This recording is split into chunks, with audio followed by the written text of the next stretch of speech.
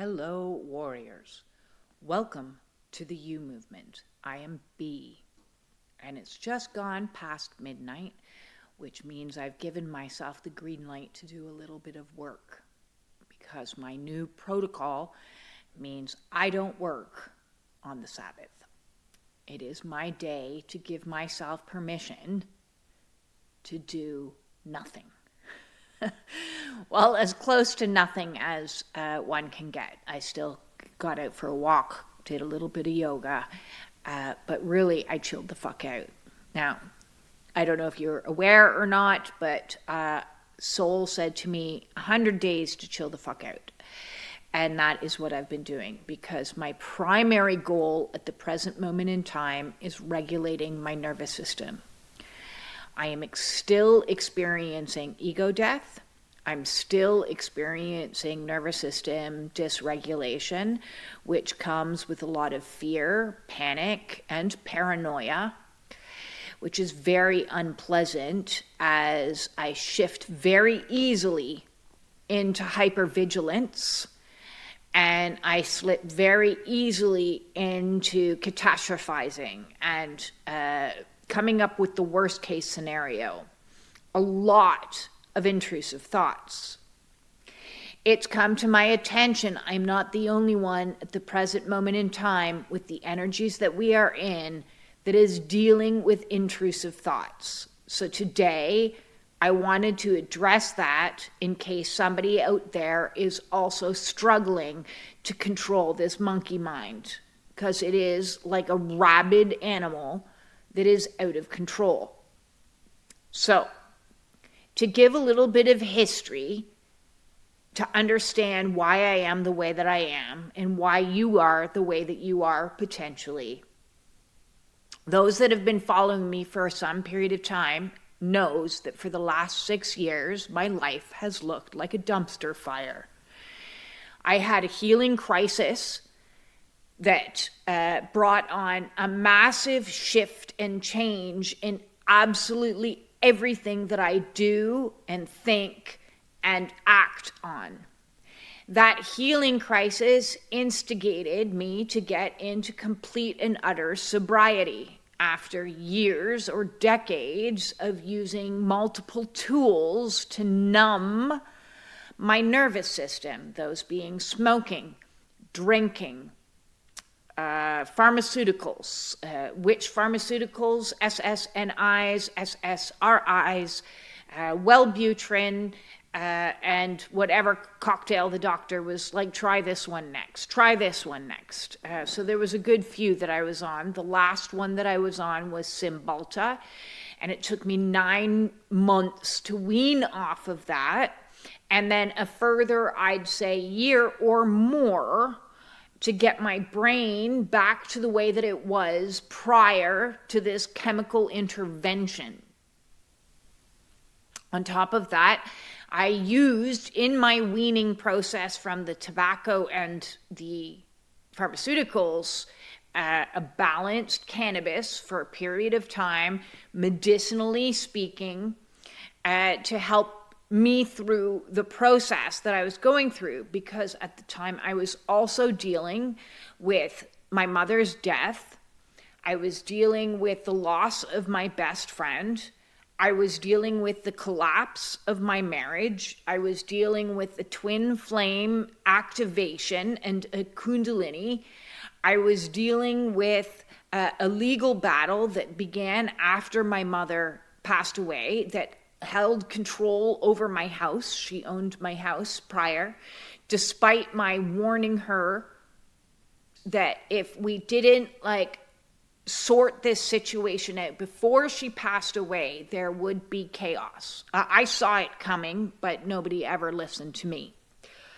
So that ripped my remaining family apart. It ultimately meant I lost my house. And last year I moved 3 times, learned to drive, and eventually situated myself here after having an accident and a concussion. So, clusterfuck extraordinaire I've been dealing with a lot of crazy things, and at the same time, I've been trying to deal with those crazy things from a sober state. And at the same time, I've been going through rapid change through this Kundalini process with trauma release and spiritual gifts coming online and a whole bunch of wackadoodles, okay? And where that has brought me today is I am in a safe container, probably for the first time in my life. And my nervous system is slow to the party to catch up. You can still see I'm having my head tremors going because there's a lot of energy in my head. And when the energy is in my head, a bunch of physical conditions are exacerbated. So despite my best efforts to completely heal my body of all the diseases, disorders, and chronic pain, I still have, at this stage, an unclear diagnosis of oropharyngeal pain that has resulted in me losing 3 teeth. I'm in the process of getting dentures made for that, which is fabulous. But the pain itself is still present. Granted, it's down to about 2 to 4 on the pain scale compared to where it was a year ago or more, because I've had it for 6 solid years. And that pain level was at its worst, 10 out of 10. So I'm still trying to wrap my head around what happened to me? What happened to me physically? What happened to me emotionally? What happened to me psychologically in regards to escaping from a narcissist who did a degree of mind fuckery that I can't even wrap my head around?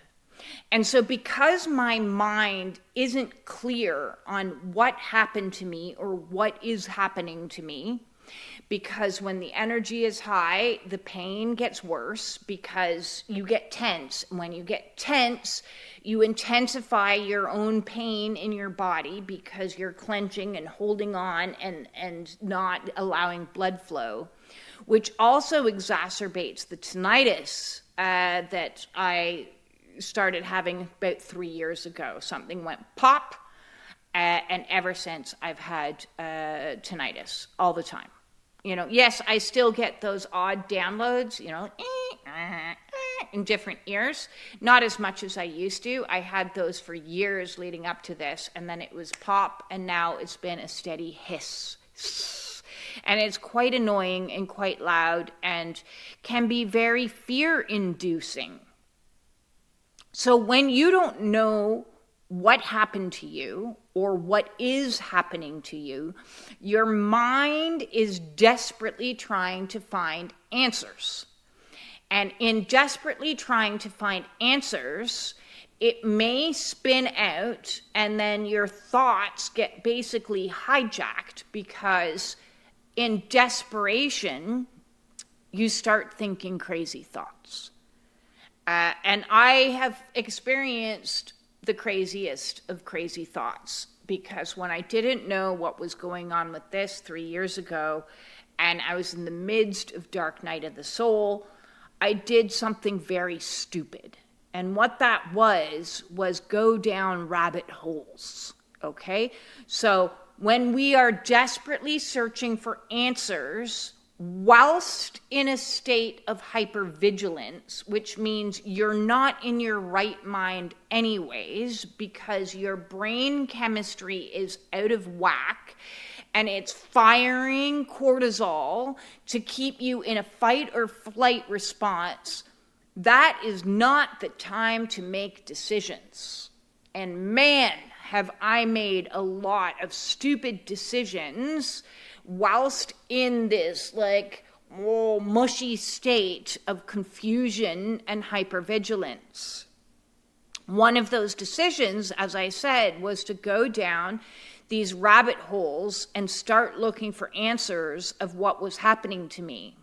Now, the problem with that is there's a lot of kooky opinion out there. And I say opinion as opposed to truth, okay? Because you can go to any different camp and they're going to have an opinion on something, even like medical opinion.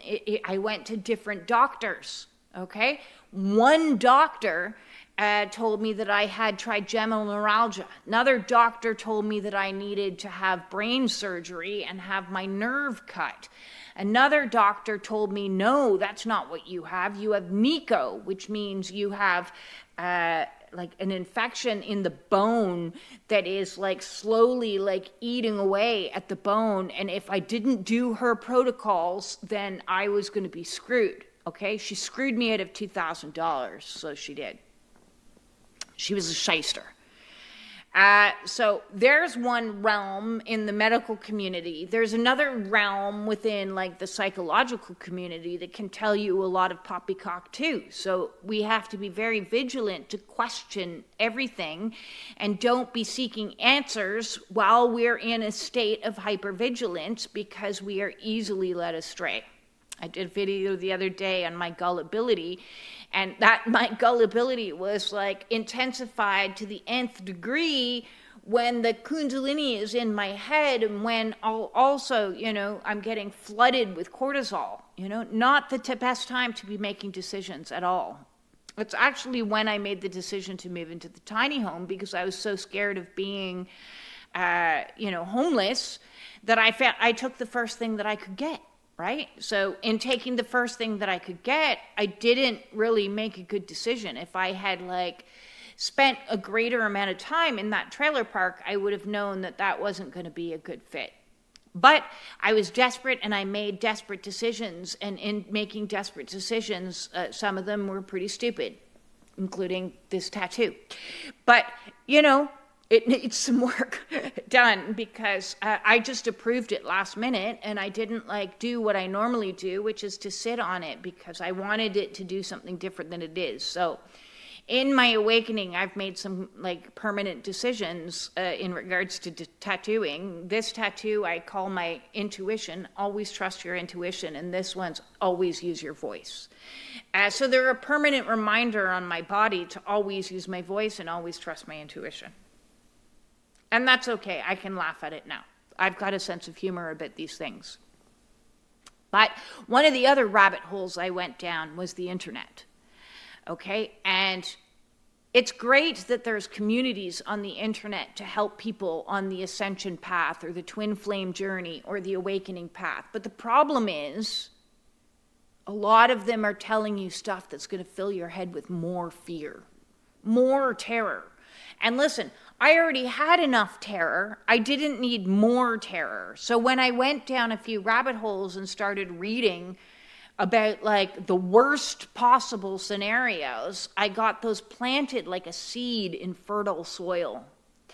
And because they were planted in fertile soil being watered by cortisol, they intensified in my mind to the point where I was really quite, paranoid.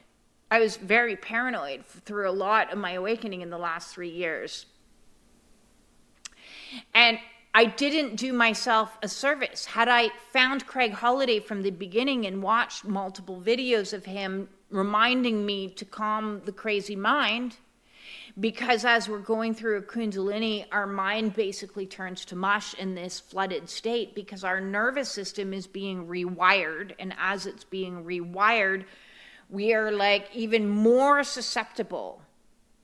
So I'm coming on today as a kind of be forewarned. When you are going through ego death, when you are going through dark night of the soul, when you are experiencing anxiety and panic and paranoia, it's not the time to seek answers. It is not the time to seek answers. What it is the time to seek presence.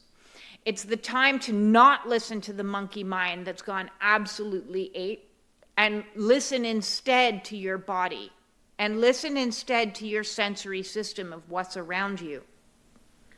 Look at the walls. Is there anybody trying to get in the door? No. So are you safe? Yes. Is there anything in the environment at all that's putting you not in safe? No. So that has to be your reality. The reality that you are experiencing has to be the sensory reality that you are experiencing. What you are seeing, what you are smelling, what you are hearing, what you are tasting, what you are feeling. Your mind might tell you all kinds of bullshit, okay? And there's a lot out there that's pushing fear in your way, and it can come from any number of sources. It can come from the political news shoving fear in your face. It can come from spiritual community shoving fear in your face. You need to be afraid, you need to be frightened, there's negative entities and there's negative this and that. And I went down that rabbit hole too, until I realized that, I am more powerful. And that, because I'm like a rabbit in the bone with a bone, a dog with a bone, trying to figure out what's wrong with me. And luckily I came across one of Christina Lope's videos and said, we are greater, we are stronger, we are brighter, we are more powerful than anything that comes at us. Am I saying that things like, negative entities don't exist? No, I'm not saying that. I'm not an expert of these things, but I'm saying don't listen to somebody that's feeding your head with something that tells you you need to be afraid, that you need 101 crystals and you need to wrap your house in salt and you need to do incantations every single day and this and that. If it makes you feel more empowered to call on the spirit of Archangel Michael for clearing, or Archangel and protection, or Archangel Raphael for healing, or God or Jesus or ascended masters, then so do it. But ultimately, at the end of the day, you are a sovereign being. And when you stand in your power and you're saying, no, these thoughts that I am having are not useful. They're not useful. And when you repeat it over and over, and sometimes you have to repeat it 100 million times a day, this thought that I'm having is not useful. Oh, but what if this happens? And what if that happens? It's not useful to you in that moment. You may not know, like myself, you may not know exactly what happened to you. 3 years ago, there's a huge mystery of something that happened to me, and I want to know. There's huge mystery of all these repressed memories that surfaced, and I want to know. But I may never know. And there is an acceptance that had to come about in not ever knowing. I might not ever know what's happening to me right here, right now. I can use this explanation or that explanation or a fearful-based explanation, but which one of those is actually truth? I might not never know. I might not ever know. And that's the problem. The mind wants to know. The mind wants to control. Ego wants to alter the circumstances of our lives. I'm in pain, I don't like it, I want it to go. I'm alone, I don't like it, I want new partnership. I don't like my money situation, I'm not making enough, I want to alter it and change it. The mind is designed to always seek solution to what the perceived problem is. And so what I've discovered on this awakening path, and maybe this information can help you, is that we need to learn to surrender. And one of those things we surrender is our mind, is our ego. And this one has been one of the most challenging for me. So I like to look at it like we are here on Earth School. And in Earth School, there's 4 campuses. And we have to go to all 4 campuses, and we have to learn the lessons that each campus, there's many classes and teachers within each campus. So we've got body school. So you may not be liking what your body's doing right now. Your body might be having ascension symptoms. Your body might be experiencing disease, illness, disorders, chronic pain. And your mind says, I don't like this. Well, it's not up for mind to be able to necessarily alter the circumstances that we're living in. No matter how much I've tried, I have not been able to cure completely what is happening here. Do I like it? No. Does my mind go, my will go, I should be able to cure this? Look at all the other things that I've cured. Yes, absolutely. That's ego. That's ego dictating that the circumstance isn't the way I want the circumstance to be. But what if I'm experiencing what I need to experience for my soul's highest and greatest lesson, and this is what God wants me to experience right now? So God wants me to experience this pain, have the experience of pain and not knowing the cause of the pain, so that I can be challenged to control my mind, to control my thinking. Oh my God, is it nerve disease? Is it an infection? Is it Nico? Is it this? Is it that? Is it like an implant from the aliens? What is it? Okay? We have body school. We have emotions school. I may not like the emotions that I'm in. I certainly did not like them today. Today was a very grieving kind of day, as I was grieving the life I thought I was going to have. I've grieved the life that didn't exist before me, that I was in denial about, but I haven't grieved the life that I was aspiring to, but it didn't materialize. Am I happy with the circumstances of my life? Not particularly. Yes, I'm living in this beautiful home, but there's a lot of the circumstances of my life that don't look the way that I want them to look. Here I've been struggling to make a business out of the You movement, and in so doing, my ego again, the mind, went ape and said, this isn't manifesting the way that I want it to. So I'm going to go and I'm going to build myself a website, and I'm going to go and I'm going to set it up on all kinds of different ways. And what ended up happening is I had one problem after another problem, after another problem, after another problem, until I was finally like, okay, I get it. I get it. I'm resigning the notion that my ego is going to control this. So I've thrown away the apps. I'm getting rid of Zoom to downsize some of the overhead costs that I'm having. And I'm moving into a new simplified system of just holding groups. Okay? So if you want to be a part of my groups, my attitude has to be moving forward in alignment with spirit, which is not in alignment with my ego. My spirit says people over profits. My ego says profits before people. My ego says you come and you pay and then I'll give you the link. And spirit says give them the fucking link. And those that can pay will pay. And those that can't are actually getting the help that they need. Because where do people go on an awakening path if they can't afford it? Because maybe one of the circumstances that they're experiencing in their life is job loss, like myself, or financial collapse, like myself.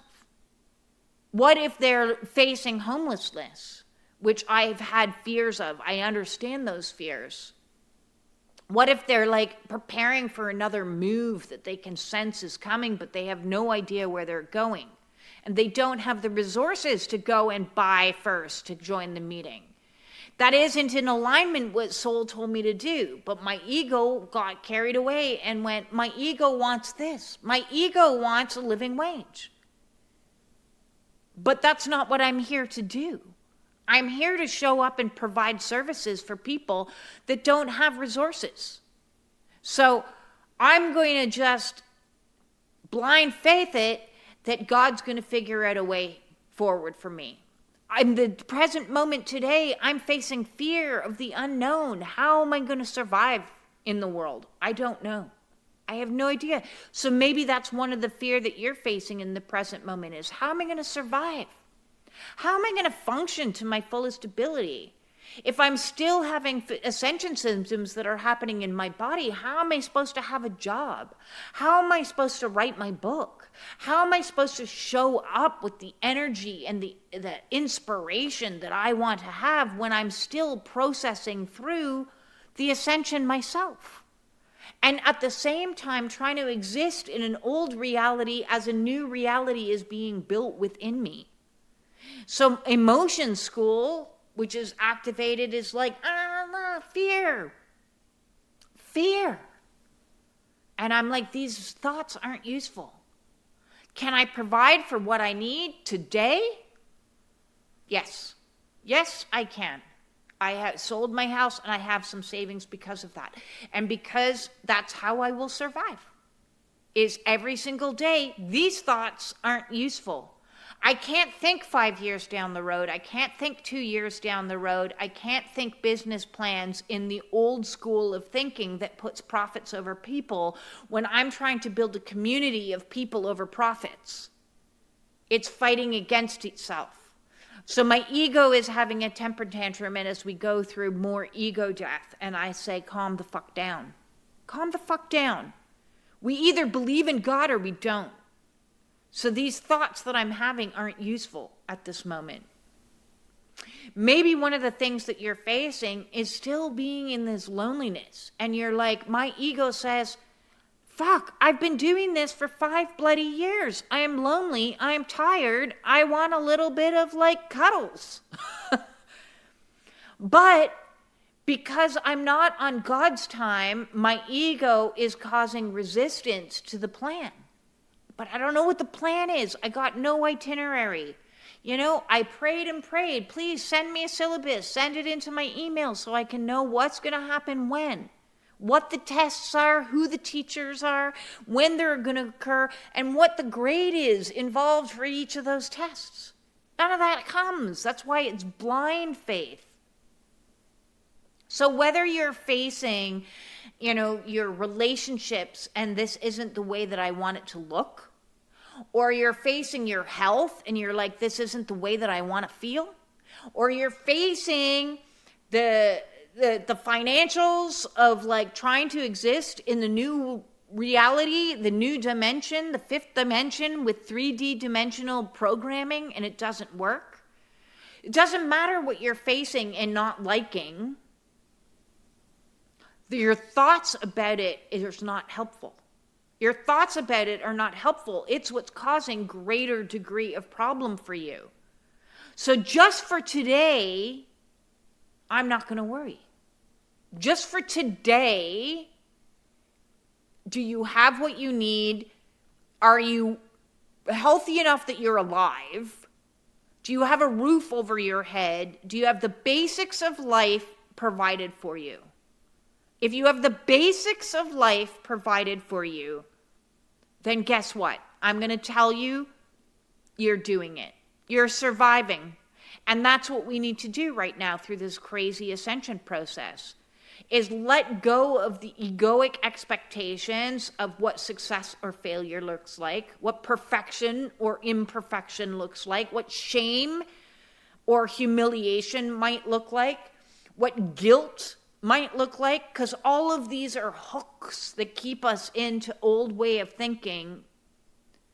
And as long as we're hooked into the old way of thinking, we're not getting into neutrality. We're not getting into presence. We're not getting into faith. We're not getting into surrender. We're not getting into acceptance. I've seen on social media, although I'm not on an awful lot anymore, but I've seen a lot of posts that kind of talk like, oh, I'm ascended, I'm awakened, I'm healed.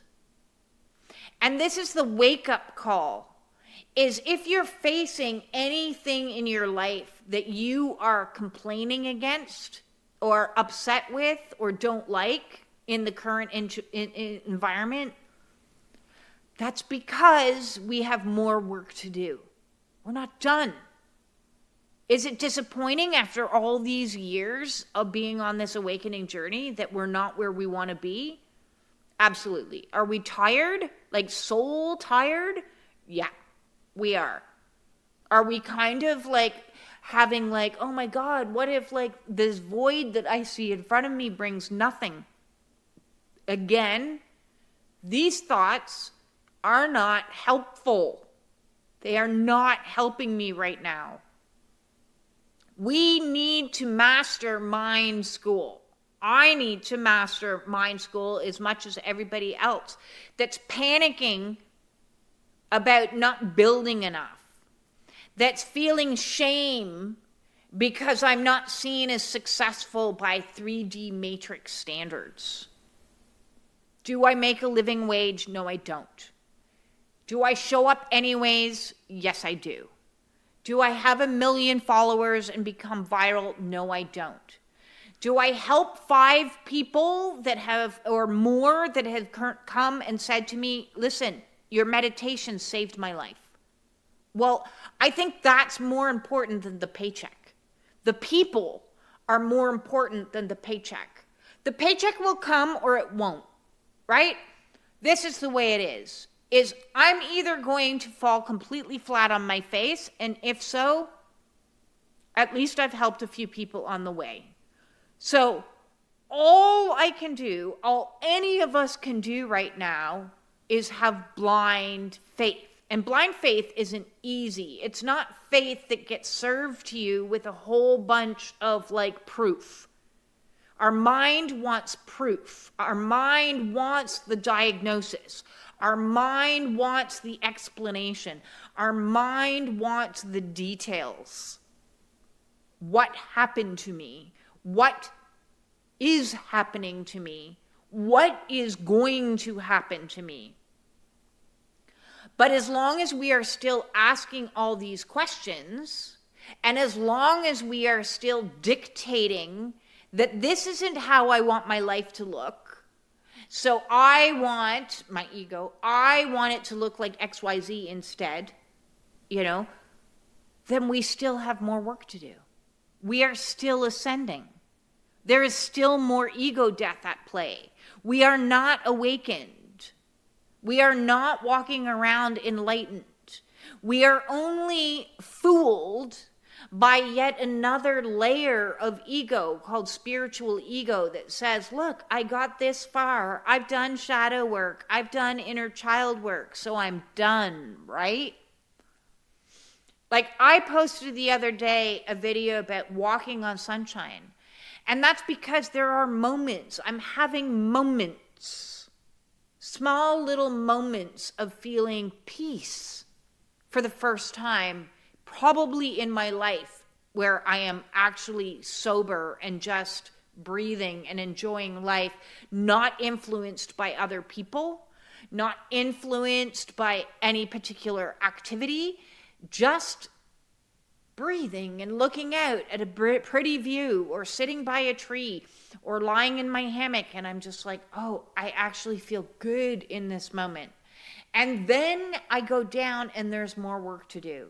The energy as of late has been like getting hit with waves, like a wake of a boat that like really disrupts your equilibrium. So there's going to be highs and there's going to be lows.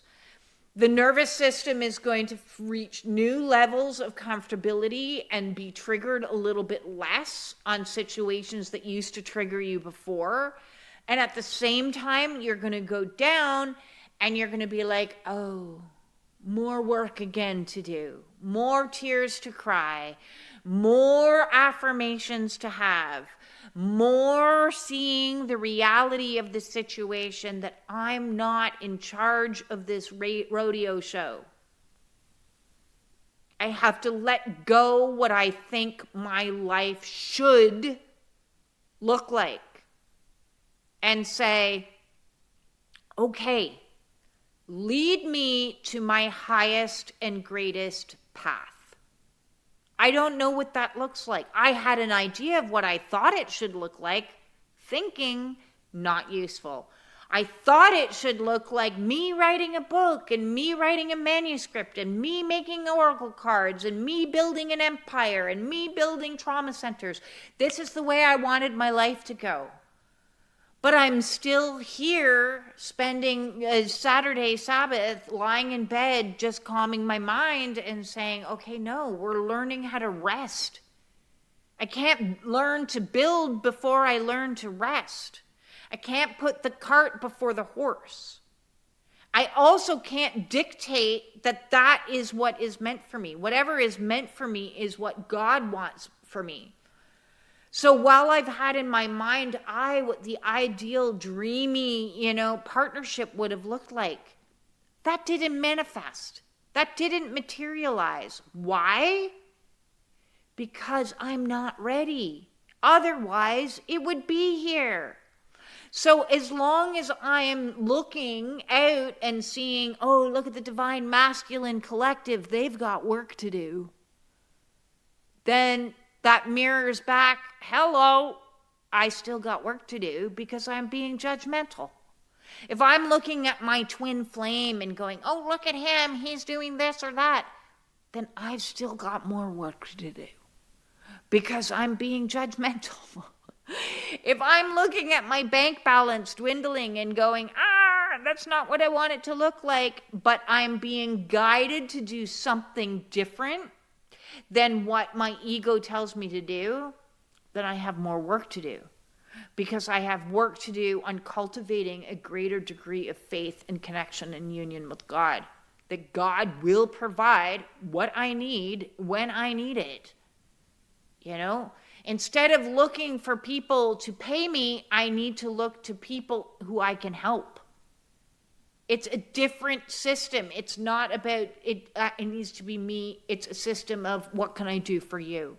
That is service. And I made an oath to God that I will never go down on, which is to be in service to humanity in any way I can. And whether that means showing up and helping somebody, move, pack boxes. I'm excellent with a moving truck. Or that means, showing up for somebody who's going through ego death and holding space for them as they cry and are confused. Or running groups and saying, listen, I get it. You don't have money. You don't even have a place to live, but you need support. I'm going to be here for you. And what I'm going to do is I'm going to put it on my Google Meet calendar. So Google Calendar. And I'm going to get, if I have your email, that's all I need. And then you get the invite every single week right there in your calendar. And you can join or you can not join if you so choose. An open meeting. An unrecorded safe space for everybody, because that is what people need right now, is they need support as they are going through these shifts and changes, as the old reality of who we once were completely collapses, and then we are left in this no man's land. Who even am I? I have no idea. All I know is I'm not who I was 6 years ago, and I have the utmost compassion for what she went through. But who am I now? What am I going to do? Where am I going to go? Again, mind, you're not helping me right now. Right now, I need to rest. Right now, I need to eat nutritious foods. Right now, I need to do yoga. Right now, I need to sit in the sunshine. Right now, I need to, do as little as possible. So I'm going to recommend to you as well and give you permission, in a world that is constantly telling you that you're not doing enough, that you're not enough, that you're not, deserving enough, that you don't have value unless you have a certain amount of money in your bank account or a certain size waist or a certain height or certain whatever. I'm here to tell you, you are good enough just for existing. You need to learn to just exist before we step into co-creation. So that isn't about what my ego wants me to create. That's what God wants me to create, and I am inspired to do it in the moment. In the moment. So unless it's the moment that you should be making a major life change or decision or making a phone call or, booking a flight or whatever, unless it's happening today, right? Then the thoughts are not helpful today. Put it on your calendar to, 2 weeks from now. Worry about that this day. That day is my day to make a decision about whether I'm moving or not. And that day is the decision on when I decide to close up shop if my business isn't working.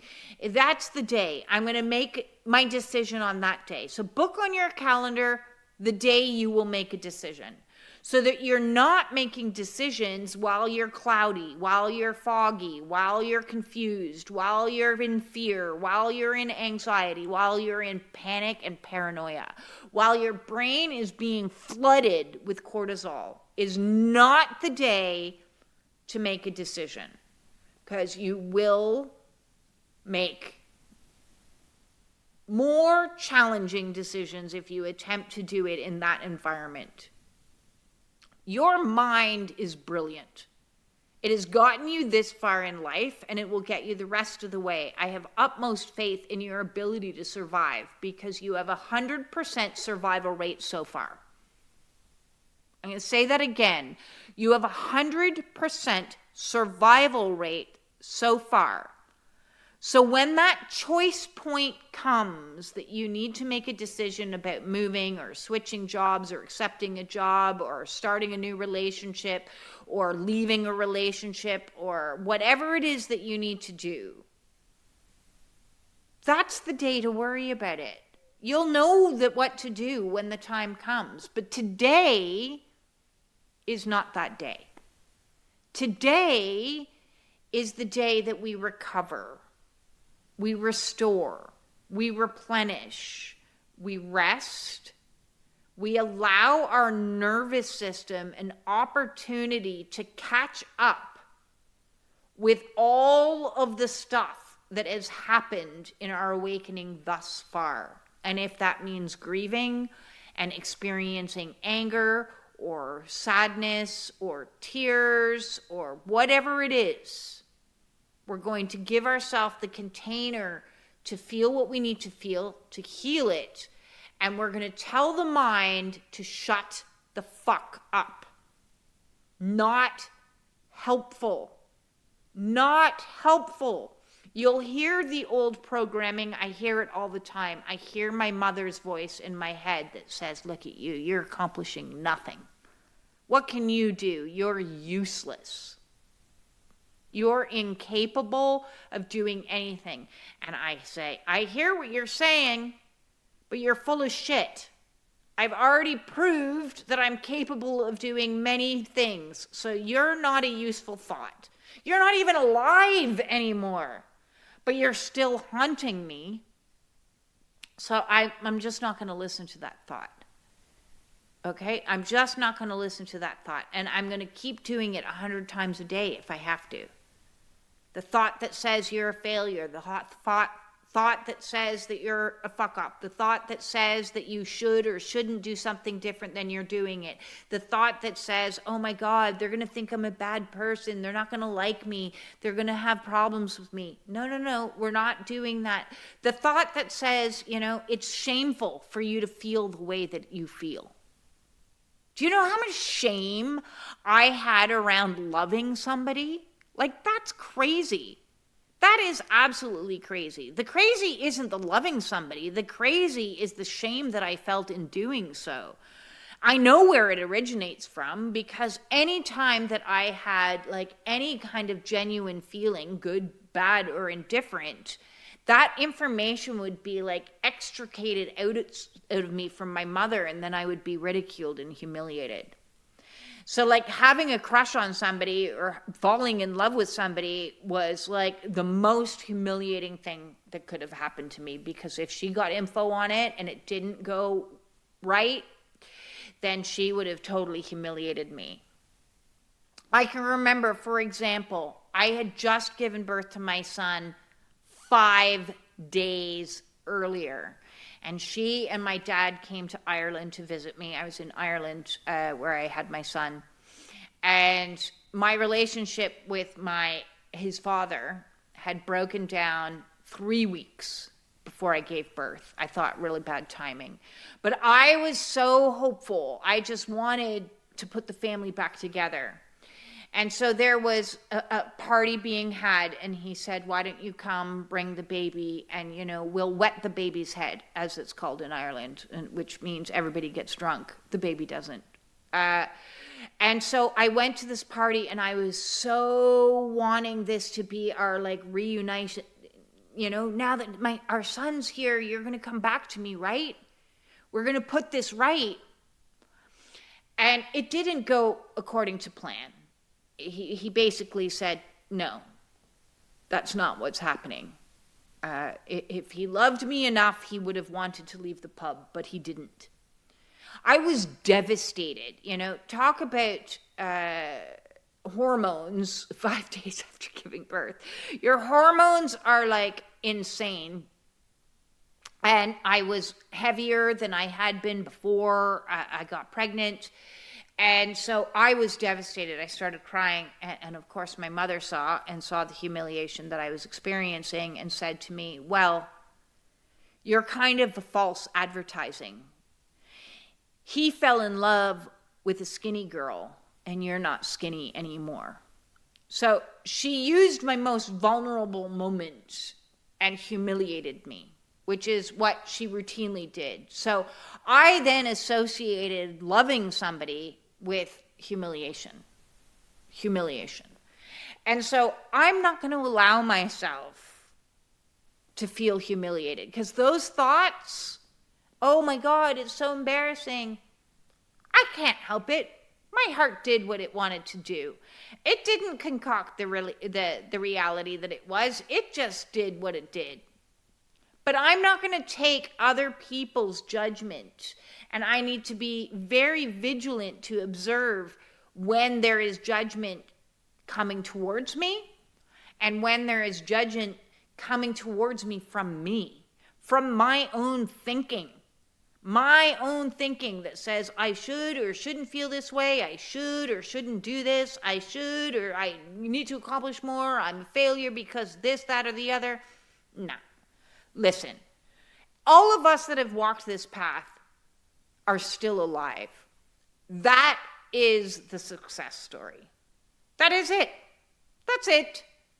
God just asks us to exist right now and to experience what we're experiencing with as much grace as we can muster. Are we going to like it? No. It just means there's more to do. And so instead of racing as fast as I can, now I am learning to sit back and just go slow. So we are to go slow right now, all the way through to the end of August. Go slow, go gentle, go kind, go nurturing, go to the group meetings if you need support. Book a one-on-one with me if you need one-on-one support. We need to hold ourselves and those around us in our community with love, with compassion, with forgiveness, and with kindness. The day of beating ourselves up is done. We need to be in our observer and observing when the mind is getting judgmental, when the mind is going into it's this, it's that, oh my God, that's not going to help us. That's not going to help us moving forward. Moving forward, we need to pass mind school, is what we need to do. Moving forward, we need to be in presence. Do something that is mind distracting, okay? And don't disassociate. Maybe you should disassociate just a little bit. Do a puzzle, do some artwork, do some little kid games on your phone. You know, don't read something that's going to be like filling your mind with more seeds. Now's not the time for heavy duty reading material, but maybe something light and fluffy. Watch a light and fluffy movie. Light and fluffy. And it's okay. It's okay that you haven't reached all the dreams that you've wanted to reach. We're here today. We're on the way. It's okay. And